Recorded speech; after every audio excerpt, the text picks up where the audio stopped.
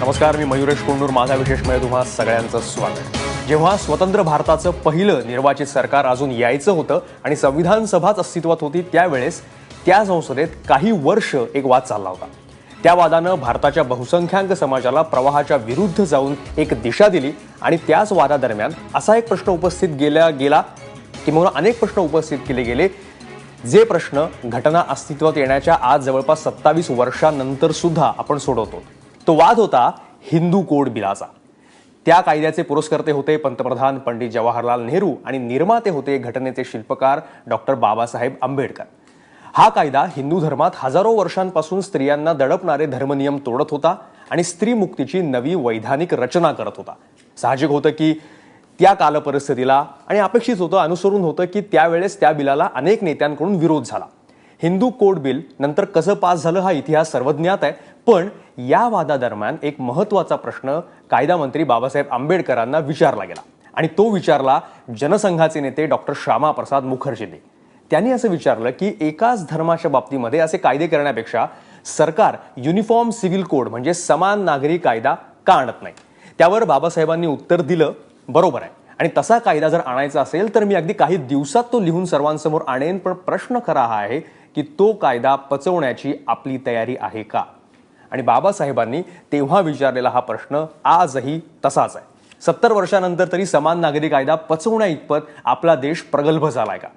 Law कमिशननं आता समान नागरी कायद्यासाठी सूचना मागवायला सुरुवात केल्यानंतर मुस्लिम संघटनांनी त्याला पुन्हा एकदा विरोध सुरू केलाय. तोंडी तलाकाविरोधात अनेक पुरोगामी मुस्लिमांचा विरोध सर्वश्रुत आहे, तो जगजाहीर आहे. आणि आता केंद्र सरकारनंही तशीच भूमिका सुप्रीम कोर्टामध्ये घेतल्यानंतर मुस्लिम पर्सनल लॉ बोर्डानं त्या विरोधात सह्यांची मोहीम देशभर सुरू केली आहे. जर समान नागरी कायदा आला तर अनेक धर्मकेंद्रित कायद्यांप्रमाणेच मुस्लिम पर्सनल लॉ बोर्ड सुद्धा इतिहास जमा होईल. त्यामुळं हे सगळे विषय एकमेकांमध्ये गुंतलेले आहेत अनेक वर्षांपासून. आणि प्रश्न हा आहे की आधुनिक काळात जुने धर्मनियम का ठेवायचे आणि त्यासाठी समान नागरी कायदा का नाही आणला पाहिजे. आणि याच विषयावर आज बोलण्यासाठी आपल्याकडे आहेत मुस्लिम पर्सनल लॉ बोर्डाचे सदस्य आहेत मौलाना सय्यद अथर अली, ते आपल्यासोबत असणार आहेत. त्यासोबतच भारतीय मुस्लिम महिला संघटनेच्या संयोजिका खातून शेख या सुद्धा आपल्याबरोबर आहेत. ज्येष्ठ विचारवंत आणि लेखक अब्दुल कादिर मुकादम आपल्यासोबत आहेत. गेल्या अनेक वर्षांपासून या प्रश्नावर ते बोलत आहेत, जाहीरपणे बोलत आहेत. मुस्लिम सत्यशोधक मंडळाचे सदस्य डॉक्टर बेनझीर तांबोली आपल्यासोबत आहेत. आणि सोबतच भाजपच्या लीगल सेलचे सदस्य आणि कायदेतज्ञ ॲडव्होकेट गणेश सोवनी हे सुद्धा आपल्याबरोबर आहेत. पण सुरुवातीला आपण अर्थातच जाऊयात की मुस्लिम पर्सनल लॉ बोर्डाशी हे सगळं जाऊन मिळतं. आपण मौलाना अथर अलींकडे जाऊयात. अथर अली जी, मुझे ये बताइए कि इतने सालों से हम देख रहे हैं कि अभी जो सिग्नेचर मुहिम चलाई जा रही है वो एक तरफ है, और कल ही ये भी ऐसा बताया गया कि जो लॉ कमीशन ने मंगाए हैं सजेशन, उसका भी पूरा विरोध किया जाए, वो जो क्वेश्चनेयर दिया हुआ है उसका भी पूरा विरोध किया जाए. आखिर क्यों इतने सालों से बहुत सारे लोग यूनिफॉर्म सिविल कोड की मांग कर रहे हैं, इतने सालों बाद भी इसको एक्सेप्ट करने में हिचकिचाहट क्यों? हेलो, सॉरी, आपकी आवाज बराबर नहीं आ रही है. मुस्लिम पर्सनल लॉ बोर्ड की यूनिफॉर्म सिविल कोड के लिए हिचकिचाहट क्यों? बाकी सारी रिलीजियस माइनॉरिटीज इसके बारे में कुछ नहीं कह रही हैं, सिर्फ आपको ही क्यों दिक्कत है? क्यों यूनिफॉर्म सिविल कोड को विरोध किया जा रहा है?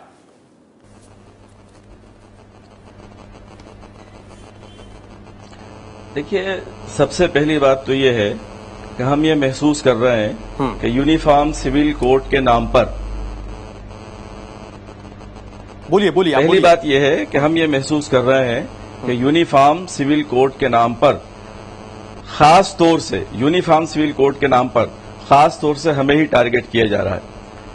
एक बात. दूसरी बात यह है कि मैं आपसे कहना चाहता हूं कि हम इस देश में सदियों से, ये बहुत प्राचीन देश है, हम सदियों से यहाँ हिंदू मुस्लिम हर धर्म के मानने वाले, अलग अलग धर्मों के मानने वाले, अलग अलग प्रांतों के रहने वाले, अलग अलग भाषाओं के बोलने वाले, हम यहाँ शांति अमन के साथ रह रहे हैं, अपने अपने धर्मों पर पक्का पालन करते हुए, अपने अपने कल्चर को बढ़ावा देते हुए, और एक साथ हम रह रहे हैं, इत्मीनान के साथ रह रहे हैं, तो ऐसी क्या जरूरत पेश आ गई है, ऐसा कौन सा तूफान आ गया? लेकिन कि हम मौलाना जो है साहब, यूनिफॉर्म सिविल कोड के लिए मौलाना साहब, ये जो तैयार आप हो कह जाए। रहे हैं कि इतने सालों से दूसरी इतने बात सारे ये, आप पूरी बात कम्युनिटीज, सुन इतने लीजिए। सारे धर्म, दूसरी सब बात लोग ये है- शांति से रह रहे हैं, ये तो सच बात है, इसको कोई नकार नहीं रहा है। लेकिन ये सब यूनिफॉर्म सिविल कोड इसके खिलाफ है, ऐसा आप क्यों सोच रहे हैं? बाकी सारी रिलीज कम्युनिटीज जो हैं वो कुछ भी नहीं कर रही, और ऐसा आज ही नहीं हुआ है ना।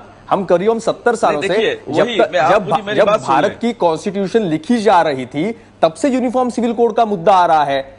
आज वो उठाया जा रहा है क्योंकि वो पेंडिंग है, इसके ऊपर डिस्कशन चल रही थी। आपको आज ऐसा क्यों लग रहा है कि ये आपके खिलाफ है या फिर रिलीजियस सेंटिमेंट से खिलाफ है?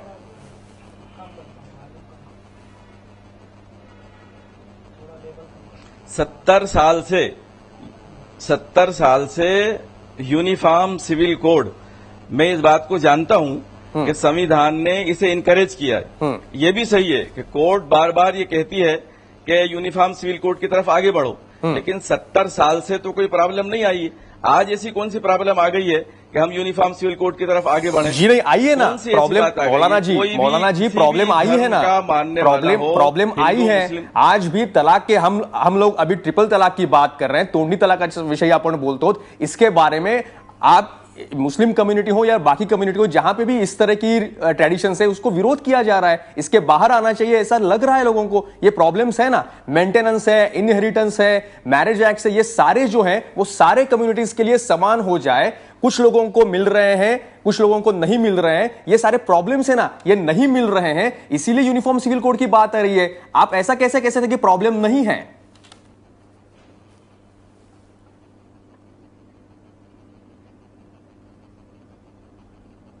आवाज नहीं आ रही। ठीक आहे, आपण अब्दुल कादीर मुकादमांकडे जाऊयात. मुकादम सर ते म्हणतात की असा काही प्रॉब्लेमच नाहीये, काही प्रॉब्लेम नाही. हा प्रॉब्लेम असं कोण म्हणू शकतं? कारण ट्रिपल तलाक असेल, जो मुस्लिम पर्सनल लॉ बोर्ड ते आता त्याला सह्यांची मोहीम घेत आहेत. याशिवाय अजून अनेक अशा प्रथा परंपरा आहेत आणि केवळ एकाच धर्मामध्ये नाही आहेत, बाकी साऱ्या पण धर्मामध्ये आहेत. त्या जाण्याची गरज आहे आणि म्हणून समान नागरी कायदा मांडतो आहात. त्यांची जी मांडणी आहे की आतापर्यंत सगळे शांततेत, सुखात, समृद्धीत चालले, कोणाला काही प्रॉब्लेम नाहीये, सगळे शांततेत आहेत, म्हणून हा कायदा आणून ती शांतता भंग करू नका, असं काय म्हणायचं आहे?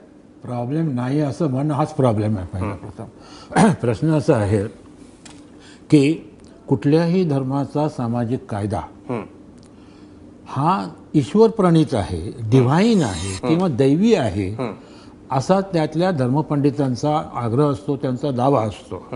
आणि एकदा काय कुठलाही कायदा हा दैवी मानला गेला की स्थलकालानुसार त्याच्यामध्ये काही परिवर्तन करायचं असेल, न्यायाचे हे करते, समतेचे प्रश्न असतील, महिलांच्या अधिकाराचे प्रश्न असतील, त्याच्यासाठी काहीतरी केलं पाहिजे, त्याच्यामध्ये बदल केले पाहिजेत, असा जेव्हा विचार पुढे असतो तेव्हा मौलाना सारखे, आणि जेव्हा तुम्ही लोकशाही एक्सेप्ट करता आणि जेव्हा घटना ही सुप्रीम मानता, त्यावेळेस अशा प्रकारच्या धर्मनियमांना जागा उरत नाही. त्याच्याकडे पण येतोय. पण जेव्हा हे असं हे करतात तेव्हा त्यांचा काय असतो मुख्य दावा की भारतीय संविधानाने मुसलमानांना इतर सगळ्या नागरिकांच्या बरोबर धर्मस्वातंत्र्याचा अधिकार दिलेला आहे आणि शर्यतवर श्रद्धा असणं हा आमच्या धर्मश्रद्धेचा अविभाज्य घटक आहे. त्यामुळे तुम्ही आमच्या धर्मात हस्तक्षेप करताय किंवा आमच्या धार्मिक स्वातंत्र्यावरचे आक्रमण करताय, अशी भूमिका घेऊन हे सगळे मुस्लिम personal law board, Darul Uloom Deoband जमात इस्लाम, पण मग ते असं मानायचं का हे जे धार्मिक स्वातंत्र्यावर आक्रमण होतंय, हा अनेक वर्ष समान नागरी कायद्याला विरोध करण्याचा मुद्दा आहे, हा कितपत तथ्य आहे याच्यामध्ये? कितपत हा मुद्दा धरून बसता येऊ शकतो? कारण एकदा घटना आणली की सर्वांना समानताच आहे ना. अजिबात त्याच्यात तथ्य नाही आहे. हे सगळ्या सनातनी संस्था आणि त्याचे नेते हे मुस्लिम समाजाची आणि देशाची दिशाभूल करत आहेत. अच्छा, ज्या आपण असं जे मानतो की शर्यत ही दैवी आहे, अपरिवर्तनीय आहे, त्याच्या जन्मापासून आतापर्यंत किती फेरबदल झाले आहेत हे मौलानांना माहित आहे का? अगदी exactly during the time of the प्रॉफिटच्या पैगंबरांच्या हयातीत तिची सुरुवात झालेली आहे. त्याच्यामुळे काय झालं की त्या कायद्याची 4 साधनं झाली आणि त्याच्यामुळे तुम्ही म्हणता की आता किमान मागच्या काही काळातलं बघितलं या लोकशाहीमध्ये अशा प्रकारे धर्मनियम राहतात म्हणून विशेषतः महिलांना समान अधिकार मिळत नाहीयेत, ते जात नाहीत कारण हे धर्मनियम जुने आहेत. सगळे कायदे धर्माच्या नावाने झालेले हे विषमतेवर त्याच्यामुळेच विषमता आहे, त्याच्यामुळेच असमानता आहे. त्याच्यात काय होतं की त्याच्या सगळ्यात बळी जातो तो पहिल्यांदा महिलांचा जातो. आपण खातून शेख यांच्याकडे जाऊयात. खातून जी, आपने सुना अब्दुल कादिर मुकादम जी ने क्या कहा कि त्यांचं हेच म्हणणं, उनका यही कहना है कि ये सारे जो कायदे हैं पुराने हैं जो हैं वो धर्म के नाम पे जो चल रहे हैं, इसकी वजह से जो महिलाओं को अधिकार मिलना चाहिए, जो बाकी जो अधिकार मिलना चाहिए, ये अधिकार नहीं मिल रहे हैं। अभी आपने देखा, आपकी राय भी हम जानना चाहेंगे कि दो चीजें हैं, एक तो यूनिफॉर्म सिविल कोड होना चाहिए ये, और दूसरी बात अभी ये जो ट्रिपल तलाक की बात चल रही है उसको भी खारिज किया जाए। सरकार ने सुप्रीम कोर्ट में ऐसा कहा है कि वो पुरानी ट्रेडिशन है, इसको हम नहीं मान सकते। तो आपका कहना क्या है? और आपका यह भी जानना चाहेंगे कि मुस्लिम पर्सनल लॉ बोर्ड ने आज एक सिग्नेचर मुहिम शुरू कर दी है और उन्होंने महिलाओं को कहा है कि आप सिग्नेचर करें, क्योंकि ये ट्रिपल तलाक के मामले में जो भी केंद्र सरकार ने भूमिका ली है वो गलत है और आप शरिया की तरफ से वो जो भी चल रहा है वही चलने दे। आपकी राय क्या है पर्सनल इसमें एक महिला के बतौर? खातून जी। हमारी राय तो ये है कि भारतीय मुस्लिम महिला आंदोलन ने ये पिटीशन सुप्रीम कोर्ट में डाला है जो जुबानी तलाक और 3 तलाक को लेकर। लेकिन अभी हलचल मुस्लिम पर्सनल लॉ बोर्ड को इसलिए हो रही है कि उनको सिग्नेचर जो कराए जा रहे हैं, पहले इन लोगों ने ऐसा सोचा ही नहीं है कि क्या मुस्लिम औरतों पे क्या आपत्ति है, क्या उनकी तकलीफ है, कभी उन्होंने देखा नहीं है। आज उनको लग रहा है कि सबकी सिग्नेचर ले रहे, क्योंकि वो अलग एक विरोध खड़ा कर रहे हैं। हम भी चाहते हैं कि ये यूनिफॉर्म सिविल कोड ना हो, क्योंकि हम चाहते हैं सिर्फ जो जबानी तलाक 3 तलाक है उस पर एक पाबंदी लगे, और जो लीगल तरीका है कुरान शरीफ में दिया गया वो जो तरीका है 3 बार तलाक की ये हैद होनी चाहिए, जो तलाक एहसन है इसको कोई नहीं मानता है और अपनी करते हैं। काजी के पास चले जाती है एक महिला। खातून शेख यांच्याशी आपला संपर्क तुटलेला आहे। आपण तोच प्रश्न विचारूया डॉक्टर बेनझीर तांबोलींना।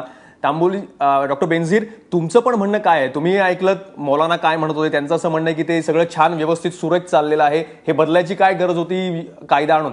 तो आपल्यालाही असं वाटतं की तोंडी तलाकाची पद्धत असेल किंवा युनिफॉर्म सिव्हिल कोडमुळे बाकी सगळ्या मेंटेनन्स पासून इरिटेन्स पर्यंतच्या आणि डिवोर्सच्या सगळ्या ज्या सिस्टीम आहेत याच्यामध्ये महिलांना समान हक्क दिला जातो आहे आणि त्या आणायचा असेल तर समान नागरी कायदा आवश्यक आहे। आपलं काय म्हणणं आहे? मी अब्दुल कादिर मुकादमांच्या मताशी पूर्णतः सहमत आहे की हा प्रॉब्लेम ते मानत नाहीत, हाच एक मोठा प्रॉब्लेम आहे याच्यामध्ये। आणि सर्वात प्रथम जेव्हा 3 तलाक किंवा तोंडी तलाकची गोष्ट येते तेव्हा सगळ्यात प्रथम बळी जाते ती मुस्लिम महिला बळी जाते, कुठल्याही बाजूने असू देत। फक्त तोंडी तलाकवर बंदी घाला किंवा शर्यतनुसार जे काही करा, जे असेल ते पहिल्यांदा मुस्लिम महिला तिथे बळी पडते आणि तिच्या हक्कावर गदा येते, तिला बाजूला फेकलं जातंय, तिच्या एका व्यवस्थित जे आयुष्य चालू असतं एका क्षणार्धात ते नष्ट होतं। त्याच्यामुळे 3 तलाक तोंडी तलाक ह्याच्यावर तर बंदी आणलीच पाहिजे। पण मुस्लिम सत्यशोधक मंडळाची जी पहिल्यापासूनची भूमिका आहे की मुस्लिम युनिफॉर्म सिव्हिल कोड म्हणजे समान नागरी कायदा हा झालाच पाहिजे। भारतीय राज्यघटनेने जे सगळ्यांना अधिकार दिलेले आहेत तेच मुस्लिम महिलांनाही मिळाले पाहिजेत। त्याच्यामुळे आम्ही समान नागरी कायद्याचीच मागणी करतो आणि ते सह्यांची मोहीम चालवतात। तर ते रिप्रेझेंटेशन आहे का? True representation of Muslim women आहे का? ह्याचा एकदा पुन्हा आपल्याला विचार करावा पण true representation of Muslim women नेमकं आहे तरी काय? डॉक्टर बेनझीर तांबोली, काय नेमकी परिस्थिती आहे? कारण एक तर आपण बहुतांश म्हणजे आता सच्चर कमिटीचा अहवाल असेल किंवा अनेक वेगवेगळे अहवाल आले, याच्यामध्ये कायम सगळ्यांनी म्हटलं की शिक्षणाची अवस्था मुस्लिम समाजामध्ये खूप बिकट आहे, काय काय त्यासाठी करायला पाहिजे। आणि जर शिक्षणाची अवस्था समाजामध्ये बिकट आहे तर अर्थात सगळ्यात शेवटच्या पातळीवर स्त्रियाच नक्की असणार, कारण त्याच कायम रिसिव्हिंग एंडला राहिलेल्या आहेत, कोणताही धर्म असला तरी कोणताही समाज असला तरी सुद्धा। तर त्याच्यामध्ये अशा या सुशिक्षित किंवा अशिक्षित महिलांना नेमकं वाटतं का, यांची परिस्थिती काय आहे? आणि जर मी तुम्हाला विचारू शकलो की असे काही अनुभव तुमच्या गाठीशी आहेत का, ज्यांची उदाहरणं आपल्याला देता येतील का, वैयक्तिक अनुभव असे आहेत का? अगदीच सांगायला आता काहीच हरकत नाहीये, कारण गोष्टी घडून खूप दिवस झालेले आहेत, 20 वर्षाचा कालावधी गेलेला आहे। पर्सनली मी ह्या सगळ्या प्रोसेस मधून गेलेली आहे। अगदी ट्रिपल तोंडी तलाक नसेल पण काही कारणांनी त्या सहजीवनामध्ये राहणं अवघड झालेलं होतं आणि तो 4 वर्षाचा काळ अत्यंत वेदनादायी होता। पण अगदी पुढे येऊन ताबडतोब हा तलाक झाला नाही आणि मुस्लिम तलाकच्या ज्या 3 पद्धती सांगितल्या जातात, तलाके हसन, तलाके बिद्दत किंवा खुला मागण्याची जी मुस्लिम महिलेला आहे, त्याच्यामुळे असं म्हटलं जातं की मुस्लिम महिलेला समानता दिलेली आहे किंवा ती मागू शकते, ती फक्त मागणी करू शकते, तिला देणं न देणं तलाक हे त्या समोरच्या याच्यावर अवलंबून राहतं। कारण तलाक मिळवताना मला 4 वर्षाचा कालावधी गेला, 4 ते 5 वर्षाचा। अत्यंत मानसिक यातना झालेल्या आहेत, अत्यंत सुशिक्षित फॅमिलीतून असून सुद्धा एक सामाजिक दृष्ट्या खूप स्थित्यंतर होतात, मानसिक त्रास होतो, बरोबर. आर्थिक त्रास होतो, आणि भावनिक आणि त्रास होतो. सुशिक्षित कुटुंब असून सुद्धा त्यांनी आधुनिक हो. शिक्षणाचा आधार घेतला नाही, त्यांनी जुन्या धर्मनियमांचाच आधार घेतला. हा, बरोबर. नाही, मी माझं सांगत होते, माझं कुटुंब सुशिक्षित असून सुद्धा आम्हाला बऱ्यापैकी त्रास भोगावा लागला आणि त्याच्यातून सगळं हे समोर येऊन हे सगळं सेट राईट व्हायला बऱ्यापैकी वेळ गेलेला आहे त्याच्यामध्ये. आणि मला असं सांगायचं की ही जर माझी अवस्था असू शकते तर त्यातल्या त्यात खालच्या पातळीवर आणि अशिक्षित महिलांची काय अवस्था होऊ शकेल याची आपण कल्पनाच न केलेली आहे. कल्पना केली बरी. अपन खातून शेख इनकी तरफ जाएंगे, वो कुछ बोल रही थी लेकिन कुछ कनेक्शन बीच में कट गया. खातून जी, आप कुछ बोल रही थी, वो भी आप पूरा कीजिए और ये भी बताइए कि आपने तो कहा है कि आप ही की याचिका, वो जो पिटिशन है और ये जो जुबानी तलाक है वो तो बंद ही होना चाहिए, लेकिन क्या आपको लगता है कि यूनिफॉर्म सिविल कोड आने से, समान नागरिक कायदा आने से ये जो सारी जुबानी तलाक है या फिर बाकी सारी ट्रेडिशंस है वो खत्म हो सकती है और इसकी जरूरत है और मुस्लिम समाज ने या फिर उनके संगठनों ने इसका विरोध नहीं करना चाहिए?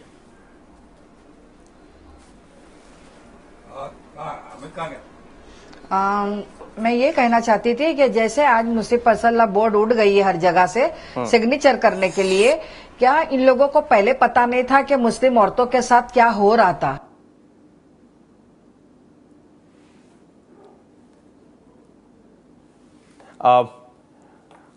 मौलाना जी, आप भी सुन रहे थे, आपने डॉक्टर बेंजिल तांबुल का भी सुना और आपने खातून शेख का भी सुना.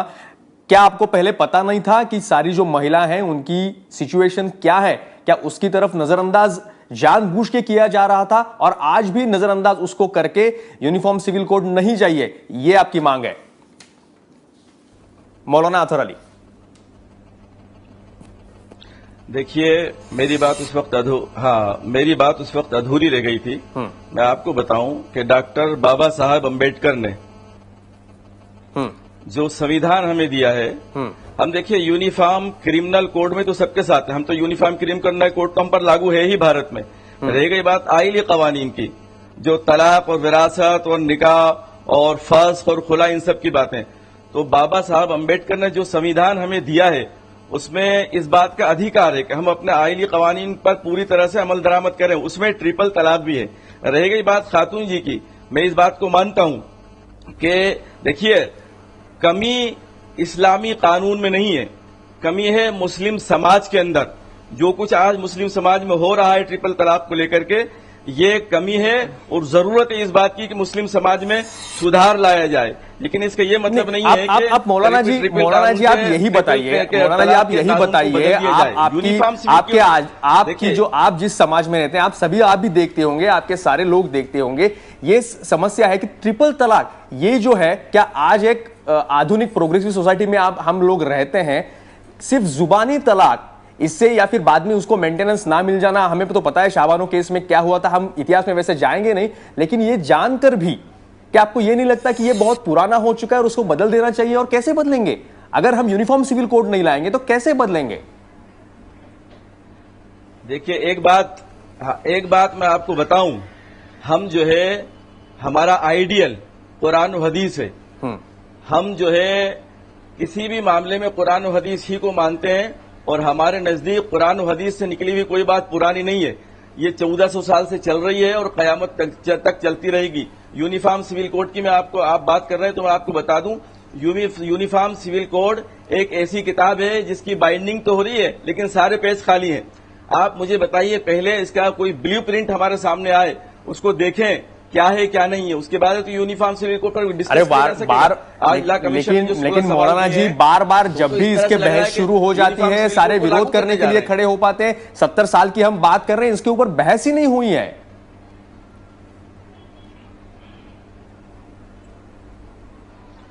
बहस तो करें पहले, और सिर्फ मुसलमानों से क्यों बहस की जाए? आप जाइए नॉर्थ ईस्ट जी नहीं, बिल्कुल नहीं. बहस मुसलमानों से कोई नहीं कह रहा है. और हमारे बाकी यही तो सब लोग कह रहे हैं कि सारे रिलीजियस माइनॉरिटीज जो है, सारे रिलीजियस माइनॉरिटीज इसको मान रहे हैं, इसके ऊपर बहस करने के लिए तैयार है. लेकिन जब भी इसके ऊपर सजेशन आता है, चर्चा शुरू हो जाती है, तब सारी मुस्लिम संगठनाएं खड़े होकर विरोध करने लगते हैं. और ये विरोध पहले शुरू होता है, बहस में तो बाद में होगी ना.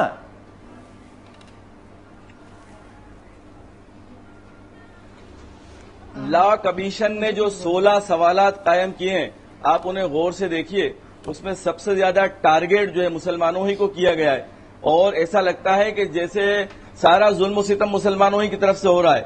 हम ट्रिपल तलाक की जो बात इन्होंने कही है, मुस्लिम समाज में सुधार की हम बात करते हैं बिल्कुल, लेकिन उसके साथ साथ हमारा ये मानना है कि हमारा जो भी कुछ आइडियल है वो कुरान और हदीस है। यहाँ 21 ममालिक की बात बार बार की जाती है, हमको 21 मुस्लिम ममालिक से मतलब नहीं है, हमको मतलब है कुरान और हदीस से। ठीक, मौलाना जी एक छोटासा ब्रेक के लिए समय हुआ आहे.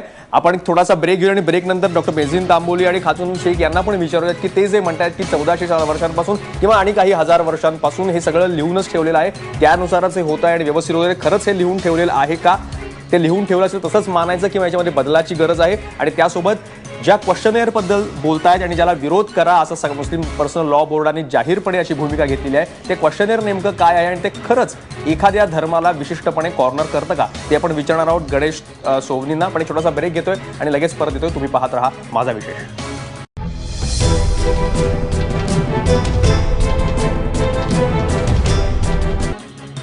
ब्रेकनंतर तुमचं पुन्हा एकदा स्वागत. माझा विशेषमध्ये आपण चर्चा करतो की पुन्हा एकदा समान नागरी कायद्यावर चर्चा सुरू झालेली आहे. 70 वर्षांची टप्प्याटप्प्यानं होतच आली आणि ती आली की लगेचच विरोध सुरू होतो आणि विशेषतः तो मुस्लिम समाजाकडनं होतो, त्या संघटनांकडनं होतो. आणि असा का, त्याला काही मार्ग निघू शकत नाहीत का? आपण जाऊयात ॲडव्होकेट गणेश सोवनींकडे. ते ॲडव्होकेट सुद्धा आहेत आणि भाजपचे प्रतिनिधी सुद्धा आहेत. गणेश सोवनी, आता जसं मौलाना म्हणत होते की अचानक हा विषय आत्ता काढायची गरजच काय होती आणि एकाच समाजाला का टार्गेट केलं जात आहे, तर असं काही म्हणणं आहे का ज्या क्वेश्चनेअरचा जे लॉ कमिशनने आता सगळ्यांना विचारलेलं आहे त्याच्यामध्ये अशा प्रकारे एकाच समाजाला टार्गेट केलं गेलेलं आहे का, असं हा त्यांचा जो आरोप आहे हा बरोबर आहे का, आणि आत्ताच हा विषय का काढलेला आहे आपल्या सरकारने? या संबंधामध्ये एवढं सांगता येईल की ही जी क्वेश्चनरी जी 7 ऑक्टोबरला लॉ कमिशनचे अध्यक्ष जस्टिस बलबीर सिंग चौहान जे सर्वोच्च न्यायालयाचे न्यायमूर्ती होते, ही क्वेश्चनरी मागील वर्षी 7 डिसेंबर 2015ला जस्टिस विक्रमजीत सेन आणि त्यांचे ब्रदर जज यांच्या खंडपीठाने एक अश्विनी कुमार उपाध्याय यांनी एक सर्वोच्च न्यायालयामध्ये घटनेच्या कलम 32च्या अन्वये एक रिट पिटिशन दाखल केलेलं होतं आणि त्याच्यामध्ये समान नागरी कायद्याची त्यांनी मागणी केली होती की सरकारला असे सर्वोच्च न्यायालय आदेश द्यावेत. तथापि सर्वोच्च न्यायालयाने सांगितलं की आम्ही सरकारला तुम्ही अमुक एखादा कायदा करा असा आम्हाला आदेश देण्याचे आम्हाला अधिकार नाहीत. परंतु असा सुझाव त्याच्यात देण्यात आला की या संदर्भामध्ये लॉ कमिशन जो विधी आयोग आहे तो याच्यामध्ये सर्वसामान्य जनतेची मतं काय आहेत ते नक्कीच आजमावू शकतो आणि म्हणून त्याच्यातनं जवळजवळ 7 डिसेंबर ते आता 7 ऑक्टोबर जवळजवळ 10 महिन्याचा कालावधी गेलेला आहे. या 10 महिन्याच्या कालामध्ये समाजातल्या विविध थरांशी बोलून त्यांच्याकडनं या 16 मुद्द्यांवरती पण त्याच्यामध्ये सगळ्या धर्मांबद्दल प्रश्न विचारले का? त्यांचं असं म्हणणं आहे की पहिलाच किंवा दुसराच प्रश्न हा ट्रिपल तलाकचा विचारलेला आहे. असं का, एकाच धर्माबद्दल का विचारला गेलाय? तर त्याचं कारण असं की ट्रिपल तलाकमुळे किती अन्याय होतो हे आतापर्यंत बरेच वेळा उघडकीस आलेलं आहे आणि किती त्या पीडित महिलेची अवस्था होते.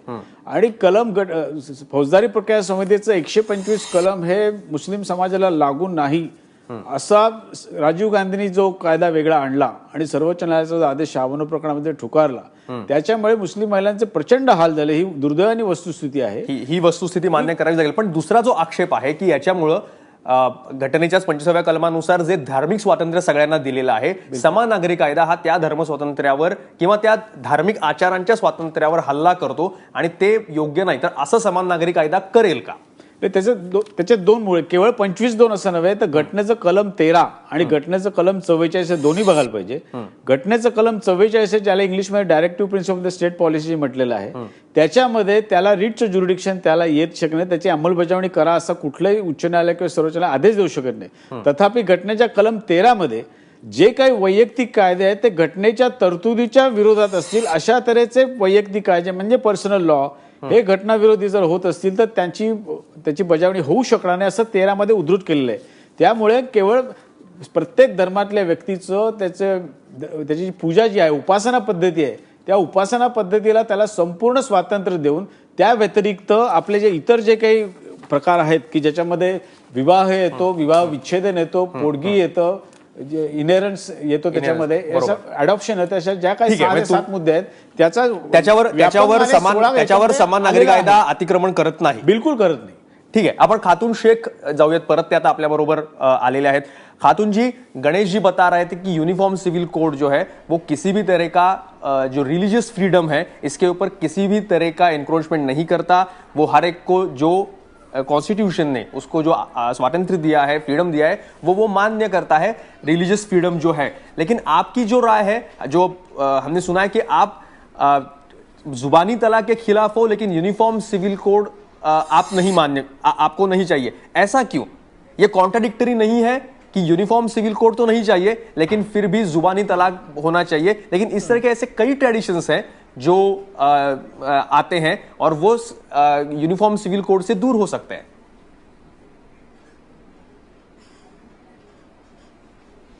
यूनिफॉर्म सिविल कोड एक ऐसी चीज है कि जहां पे हमारा निकाह और फेरे का मतलब आता है, सिर्फ तलाक को लेके बात नहीं आती। लेकिन यूनिफॉर्म सिविल कोड अगर आता है तो सबका एक जैसा कायदा शुरू हो जाएगा।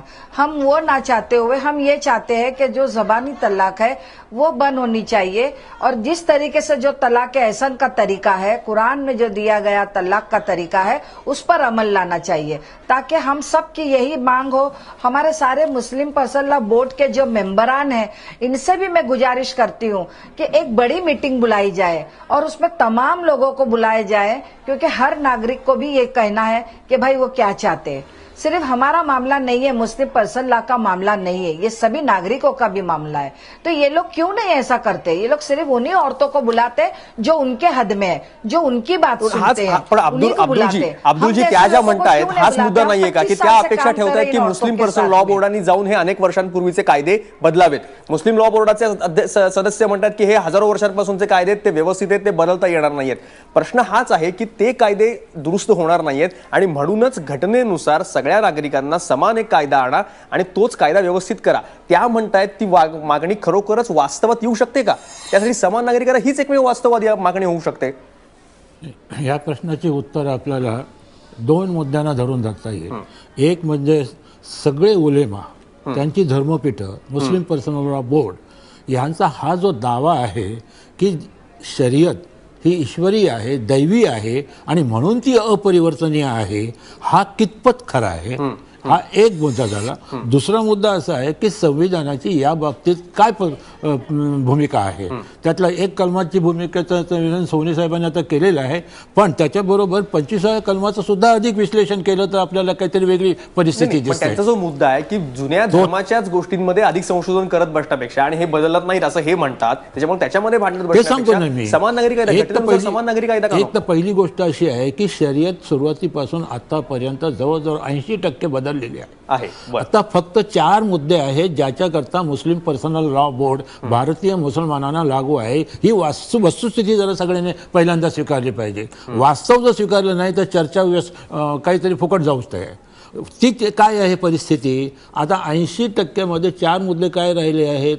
विवाह, घटस्फोट, पोटगी आणि वारसा हक्क, एवढ्या पुरताच मुस्लिम कायदा आहे। मग आत्ता मुस्लिम personal law board criminal law इस्लामचा लागू करावा असा आग्रह धरणार आहे का, असं माझं ह्या मौलवींना हे प्रश्न आहे माझा। तर त्या बाबतीत ते कधी आग्रह धरत नाही। आपण त्यांनाच विचारत ना, मौलाना जी आप जवाब दे, जो अब्दुल कालिम मुकादम ने पूछा है आप इसका जवाब दे। जी बताइए, वो पूछिए, बोलिए क्या पूछा है? भाई साहब, इस्लाम का क्रिमिनल लॉ भी है शरीयत में, बराबर है? आप मानते हैं है क्या? सिविल लॉ भी है और क्रिमिनल लॉ भी है। सही है, सही है ना? हाँ है। अब मेरे को ये बताइए कि सिविल लॉ लागू है, अभी तक है, लेकिन क्रिमिनल लॉ है क्या? अगर मुसलमान ने किसी तरह का गुनाह किया तो उसको किस कानून के अंदर सजा होती है? इंडियन पिनल कोड के शरीयत का कानून? चोरी का ही पकड़ा। देखिए चोरी का मामला ऐसा है। समझ गया मैं आपकी बात। बोलिए, जवाब दीजिए और सवाल को पूछ के जवाब दीजिए, भाई इधर उधर मत जाइएगा। मैं जवाब दे रहा हूँ। हाँ दीजिए। हाँ मैं जवाब दे रहा हूँ। क्रिमिनल, हाँ सवाल समझ गया मैं आपका। क्रिमिनल, देखिए क्रिमिनल कानून को जो हम मानते हैं, क्रिमिनल कानून की जो बात है, ये देश जो है अलग अलग धर्मों के मानने वालों का देश है।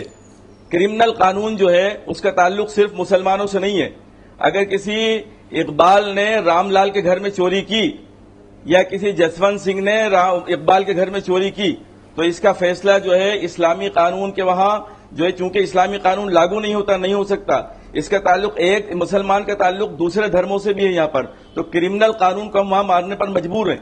रह गई बात आइली कानून जिसकी बात आप कर रहे हैं, तो आइली कानून का मुसलमान से ताल्लुक है। तलाक हो, निकाह हो, विरासत हो, खुला हो, फस्क हो और मुतबन्ना हो जिसे आप एडॉप्शन कहते हैं, इन सब का ताल्लुक मुसलमान से है।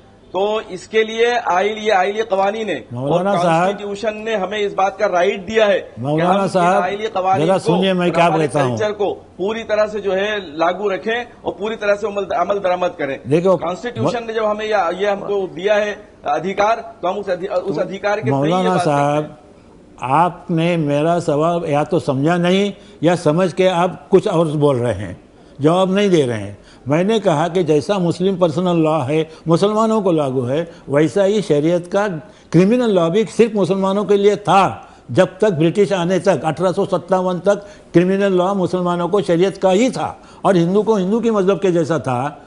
आज सबों के लिए एक कानून है।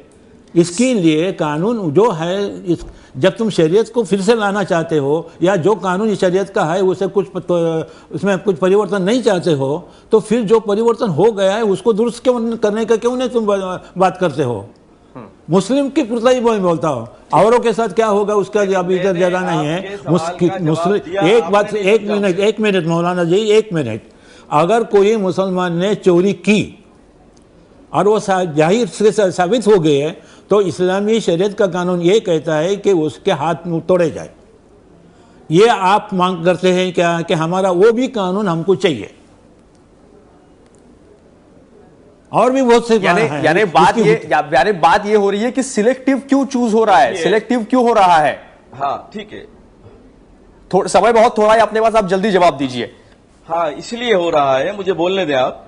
इसलिए हो रहा है कि क्रिमिनल कानून पर अमल दरामद की हमें कॉन्स्टिट्यूशन ने इजाजत नहीं दी है, लेकिन इसी कॉन्स्टिट्यूशन ने आइली कवानीन पर अमल दरामद की इजाजत दी है, इसलिए हम इसको वो कर रहे हैं। ठीक है पूरी तरह से इस बात की इजाजत है। ठीक आहे, आपल्याकडे वेळ जो अगदीच है कमी आहे, अपने- त्याच्यामुळे त्यांना थांबावं लागेल। खरं हा अनेक वर्षांपासून सुरू असलेला विषय आहे आणि त्याला प्रत्येक वेळेस वर्तमानातच थांबून चालणार नाही, त्याला कायम इतिहासातनं पण अनेक रेफरन्सेस उचलून आणावे लागतात। पण तरी सुद्धा प्रश्न हा उरतो आणि आपण बेनझीर दामोलींनी जी त्यांची पूर्ण आणि त्यांना आलेले अनुभव आपल्याला सगळ्यांना सांगितले आणि त्यांनी जी मांडणी केली, मला असं वाटतं की आधुनिक मुस्लिम स्त्रीची जी व्यथा आहे ती नेमकी त्यांनी त्या भाषेमध्ये मांडली आणि त्याच्यामुळं त्यांच्याकडे सगळ्यांनी जास्त लक्ष द्यायला पाहिजे। आणि वेळ आलेली आहे की ही एक जर समान नागरी कायदा असेल, कुठल्या धर्माबद्दल नाही आहे।